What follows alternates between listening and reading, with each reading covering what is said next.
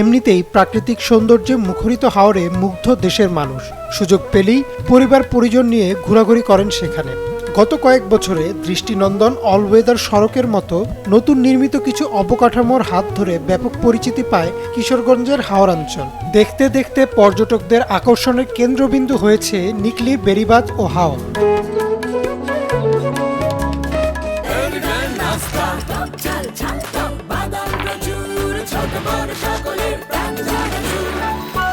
স্বাদে ভরপুর প্রাণ চানাচুর।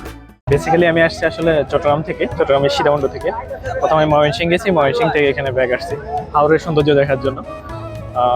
সব দিক দিয়ে আমার কাছে ভালো লাগছে, যে যোগাযোগ ব্যবস্থাটা ভালো এবং হাওরের পরিবেশটা দারুণ, আমার কাছে ভালো লাগছে। হাওর দেখার ইচ্ছা ছিল, আমরা তো সমুদ্র এলাকার মানুষ, সমুদ্র দেখি, পাহাড় দেখি, হাওরটা দেখার ইচ্ছা ছিল, তাই আসা।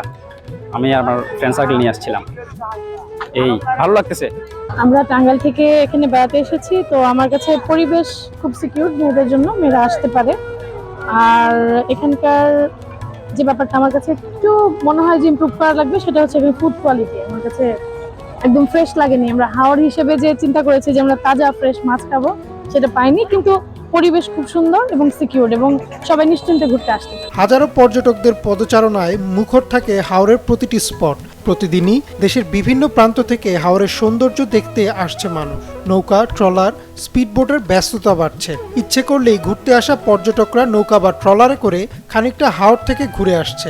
খাবারের দাম থেকে শুরু করে ভাড়াও রয়েছে হাতের নাগালে। তো এখানে আমরা যে সার্ভিসটা পাইলাম মোটামুটি খুব ভালো। অনলি ৩,০০০ টাকায় এখানে যাওয়া গেল। ওখান থেকে আবার অষ্টগ্রাম পর্যন্ত গেলাম আমরা, খুবই ভালো লাগলো। এবং আমাদের সাথে যারা ছিল সবাই আমরা খুব এনজয় করছি, মাশাআল্লাহ, আলহামদুলিল্লাহ। হাওর দেখতে অনেক সুন্দর এবং মনোরম পরিবেশ, অবশ্যই খুব ভালো লাগছে। আপনারাও আসেন, সবাই ফ্যামিলি নিয়ে খুব আনন্দ পাবেন। রাস্তায় গাড়ি রাখতে হয়, যদি এদিকে গাড়ির যে ফ্যাসিলিটিসগুলো একটু ভালো হতো, আর বিশেষ করে বাচ্চাদের জন্য আরেকটু অবকাঠামো যেটা, মানে বিশেষ করে বাচ্চাদের জন্য একটু পার্ক থাকতো, তাহলে বাচ্চাদেরকে নিয়ে আসা আর একটু মজা লাগতো। বিশেষ করে নৌকা দিয়ে ঘুরতে ভালো লাগে নিকলি। ওইখানে আমরা মিঠামইনজা নামলাম, রাষ্ট্রপতির বাড়ি দেখলাম, প্লাস অষ্টগ্রামে গেলাম 0 পয়েন্টে, ওইখানে একটু বেড়াইলাম। তারপরে এসে আমরা আবার ফের মিঠামইনে এসে খাওয়া দাওয়া করলাম। But everything okay. বাচ্চাকে নিয়ে আসছি, ফ্যামিলি নিয়ে আসছি, অনেক ভালো লাগতেছে। নৌকা দিয়ে আমরা ঘুরবো একটু পরে।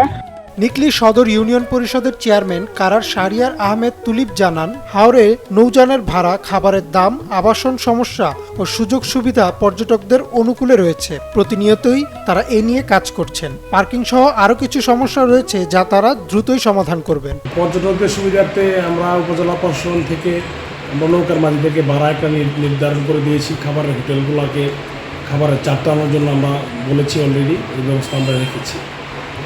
এখন আমাদের একটি সবচেয়ে বড় সমস্যা হচ্ছে আমাদের নিকলির যে মেন যে রাস্তা, এই রাস্তাটা আরও প্রশস্ত করতে হবে আমাদের। এই রাস্তাটা প্রশস্ত কম থাকার কারণে কিন্তু রাস্তায় বিশেষ করে বৃহস্পতি এবং শুক্রবার প্রচুর যানজটের সৃষ্টি হয়।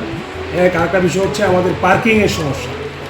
সমগ্র নিকলিতে গাড়ি পার্কিংয়ের সুব্যবস্থা না থাকার কারণে অনেক পর্যটকরা গাড়ি পার্কিং করতে পারছে না, এটা আমাদের একটা মেজর সমস্যা।